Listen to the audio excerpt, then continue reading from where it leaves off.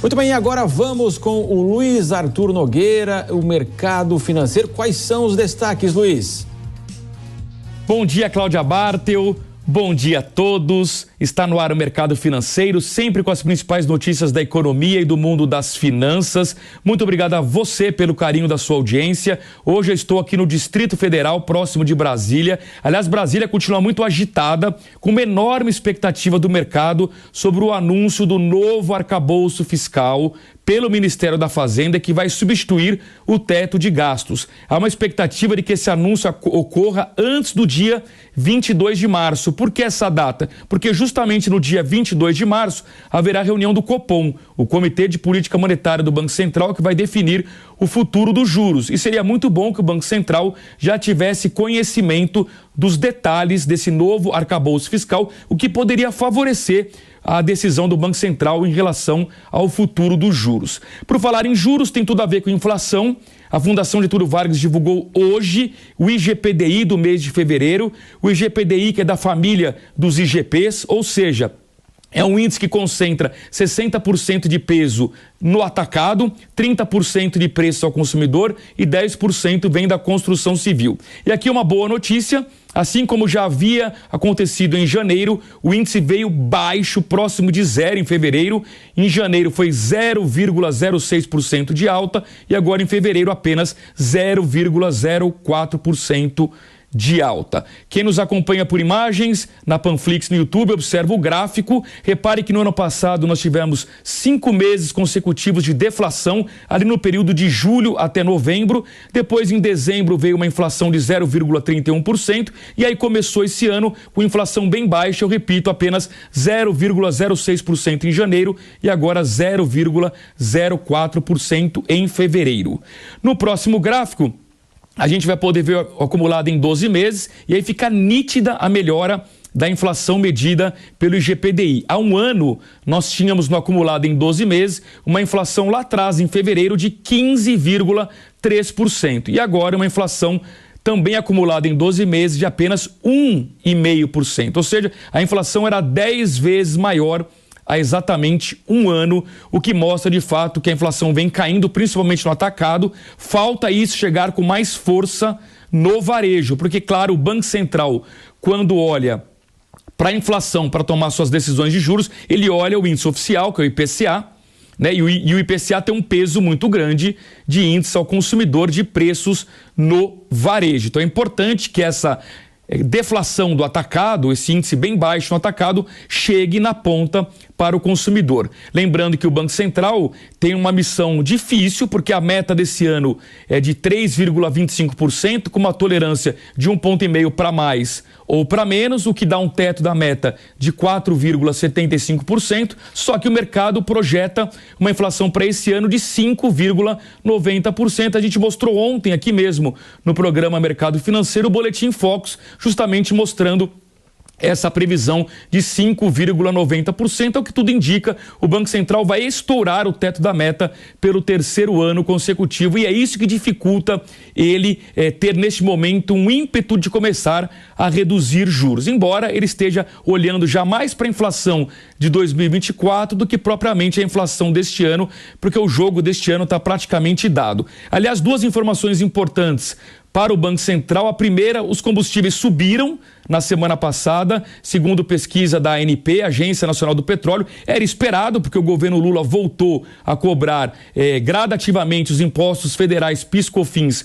sobre os combustíveis. Então a pesquisa da ANP mostrou uma alta de 3,3% na gasolina e de 2,3% no etanol, e claro que isso vai pressionar o índice de inflação agora do mês de março, não tem jeito, não há muito o que fazer. E outra notícia ruim para o Banco Central é que a inflação do chocolate, nessa véspera da Páscoa, está muito alta, é a inflação mais alta dos últimos 6 anos, ou seja, a gente não tinha uma elevação de preços de chocolates tão grande desde a Páscoa de 2017. Olha, a pesquisa mostra que, em média, nos últimos 12 meses, o chocolate subiu aqui no Brasil 13,6%. Então, um ovo de Páscoa que custava no ano passado R$50, esse ano subiu para R$57. Isso vai impactar a inflação também, prejudica em particular a população mais carente que tem um menor poder de compra e não consegue se proteger da inflação no mercado financeiro. Muito bem, por falar em mercado financeiro, nós temos uma enorme expectativa, como eu disse, para o anúncio do novo arcabouço fiscal, mas tem um outro programa muito importante que interessa a milhões de brasileiros que estão endividados. É o programa Desenrola, que vai ser anunciado em breve pelo governo Lula para poder renegociar a dívida dos brasileiros inadimplentes. A repórter Yasmin Costa tem as informações sobre uma reunião que aconteceu entre o presidente Lula e o ministro da Fazenda, Fernando Haddad. Cerca de 37 milhões de pessoas que estão com o CPF negativado vão poder aderir ao programa Desenrola para renegociar as dívidas com empresas privadas. A ideia inicial é que não haja um limite de renda para quem queira renegociar a dívida por meio do programa. As empresas que aceitarem participar desse programa Desenrola terão que oferecer opções atrativas de desconto, mas o ministro da Fazenda, Fernando Haddad, confirmou que aquelas pessoas com renda de até 2 salários mínimos, essas terão a renegociação garantida por um fundo que vai ser abastecido com 10 bilhões de reais. Esse fundo vai ajudar essas pessoas a conseguirem mais desconto na hora da negociação. Segundo o ministro da Fazenda, devem ser renegociadas dívidas que somam 50 bilhões de reais. A exigência do programa vai ser o desconto que o credor estiver disposto a dar. Porque vamos nos lembrar que não é um crédito público, não é uma dívida com o poder público, é uma dívida privada, é uma dívida com um banco, é uma dívida com uma concessionária, é uma dívida com uma financeira.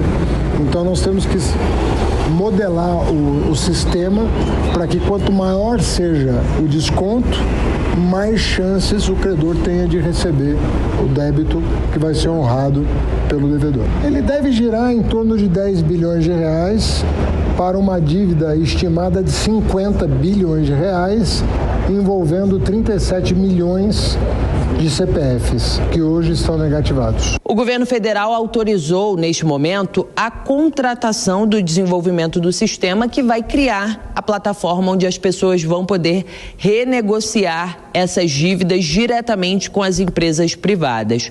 O lançamento do programa Desenrola deve acontecer quando o sistema estiver pronto. De Brasília, Yasmin Costa. Muito bem, nós acompanhamos então as informações da Yasmin Costa sobre o programa Desenrola, que também deve ser anunciado nos próximos dias. E eu repito a informação, uma grande expectativa do mercado financeiro sobre o novo arcabouço fiscal, que claro influencia inclusive no sobe e desce da Bolsa de Valores.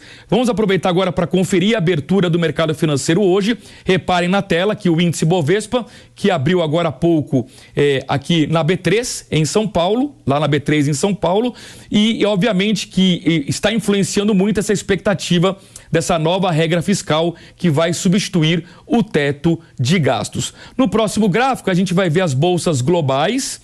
As bolsas europeias que abriram hoje de forma positiva, vocês observam no canto superior direito. Há uma enorme expectativa no mercado hoje sobre a fala do presidente do Fed, o Federal Reserve, Banco Central Americano, Jerome Powell, para ver se ele sinaliza se vai ter mais alta de juros ou não, com mais ímpeto, com menos ímpeto, enfim. Esse depoimento que ele vai dar lá no Congresso americano vai ser por volta do meio-dia pelo horário de Brasília. Então, certamente, conforme o Powell for falando, isso vai influenciar positivamente ou negativamente as bolsas globais. No canto inferior esquerdo, você observa o fechamento lá na Ásia. Nessa primeira cotação é de Xangai, a segunda de Tóquio, a terceira de Hong Kong. Esses pregões já fechados. E no canto superior esquerdo, você observa o fechamento de ontem das bolsas americanas, porque elas abrem agora às 11h30 pelo horário de Brasília. O índice futuro das bolsas americanas aponta uma abertura positiva, ou seja, uma abertura em alta. E por fim, no último gráfico, a gente vê o dólar que não vem oscilando muito há várias semanas em torno desse patamar de R$ 5,20. Você observa também a cotação do euro, do Bitcoin. Por enquanto, o mercado de moedas não tem sofrido grandes influências, ao contrário da nossa bolsa, que perdeu bastante nas últimas semanas. Na verdade, há uma expectativa dos investidores aguardando, como eu disse, esse novo arcabouço fiscal que para muitos é a grande bala de prata do ministro da Fazenda, Fernando Haddad. Se for um arcabouço positivo, que mostra uma trajetória benigna das contas públicas brasileiras, o clima vai melhorar com bolsa em alta e dólar em queda e espaço para redução de juros. Agora, por outro lado, se o mercado achar que o arcabouço é ruim e de que as contas públicas vão piorar, aí o inverso pode ocorrer, ou seja, bolsa cai, dólar sobe e pressiona o Banco Central a manter juros muito elevados. Nós vamos continuar acompanhando todas as informações ao longo da programação da Jovem Pan News e voltamos amanhã ao vivo dos estúdios às 11h15 com mais uma edição do Mercado Financeiro.